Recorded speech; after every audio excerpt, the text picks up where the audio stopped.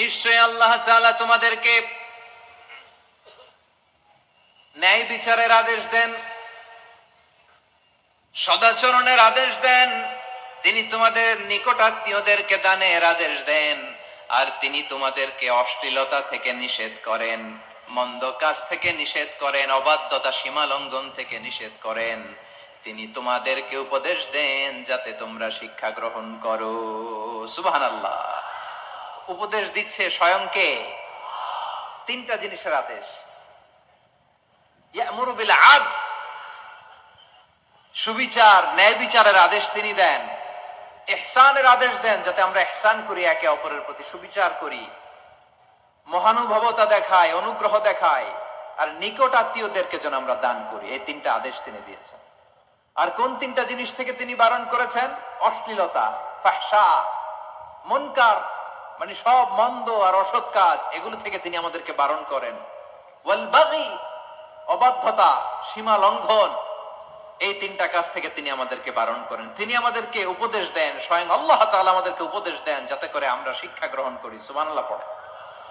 তাহলে আসুন আমরা ধরে ধরে একটা একটা করে সামনের দিকে আগাই। আল্লাহ তাআলা প্রথমে আমাদেরকে আদেশ দিয়েছেন আদালের। ইন্নাল্লাহা ইয়া'মুরু বিল আদল। আওয়াজ করে বলুন আল আদাল। সবাই পড়ুন আল আদাল।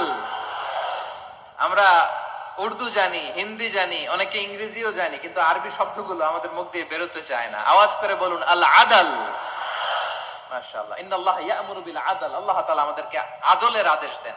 আদল অনেকে না বুঝলেও আদালত শব্দটা বুঝবেন। আদালত, আদালত, আদালত বুঝেন না?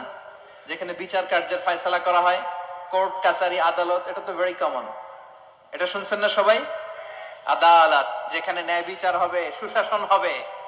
কিন্তু ভাগ্যের কি নির্মম পরিহাস, ওখান থেকে মিথ্যা সাক্ষী দিয়ে মনমতো রায় দিয়ে দেয়া হয়। এগুলোর পরিবর্তন হওয়ার দরকার আছে না নাই?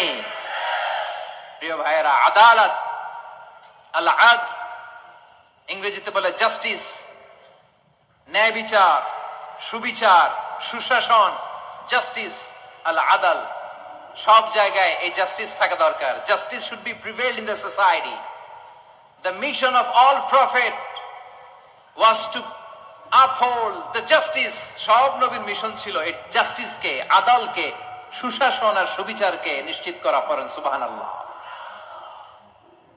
And the core message of every divine scripture was to uphold justice.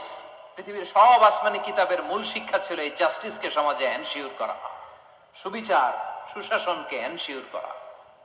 তাহলে প্রিয় ভাইরা, আমরা বুঝতে পারলাম আল আদল শব্দের মানে হচ্ছে ইনসাফ বা সুবিচার বা ন্যায় বিচার। এটা হচ্ছে একটা general meaning, very general meaning.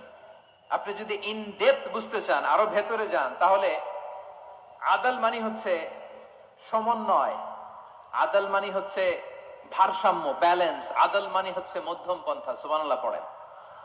কারণ সব সময় সমান সমান হইলেই সুবিচার হয় না। কথা কি বুঝতেছেন? ইসলামের দ্য কনসেপ্ট অফ আদল, এটা এমন আদল, এটা সব সময় সমান সমান নয়। যখন সমান সমান দেয়া দরকার, ইসলাম সমান সমান দেয়। যখন ব্যালেন্স করা দরকার, চেক এন্ড ব্যালেন্স, সমন্বয়, ভারসাম্য করা দরকার, তখন ইসলাম ভারসাম্য করে দেয়। এটার নাম আদল। সুবহানাল্লাহ। সহজ করে আপনাদেরকে বুঝাই। যেমন ধরুন, একটা পরিবারের 3 জন সদস্য, স্বামী, স্ত্রী আর সন্তান।